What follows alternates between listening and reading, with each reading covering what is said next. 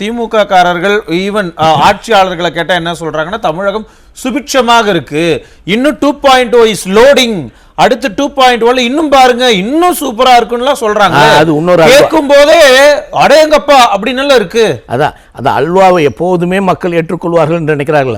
2024 நீ கொடுத்த அல்வாய மக்கள் திருப்பி உனக்கு கொடுக்க போறாங்க, அது உனக்கு தெரியல. இன்னும் அல்வா கொடுத்துக்கிட்டே இருக்கலாம், மக்கள் வாங்கி சாப்பிட்டுட்டே இருப்பாங்க அப்படின்னு நீ நினைச்சிட்டு செயல்பட்டு இருக்க. 26 நீ எவ்வளவு அல்வா கொடுத்தா அதே போல 2 மடங்கு அல்வா உனக்கு கொடுக்க மக்கள் தயாராகி விட்டார்கள். நீங்க என்ன தொழிலாளர்கள், நீ இதை விட மோசமாக யாருங்க ஏமாற்றி இருக்க முடியும்?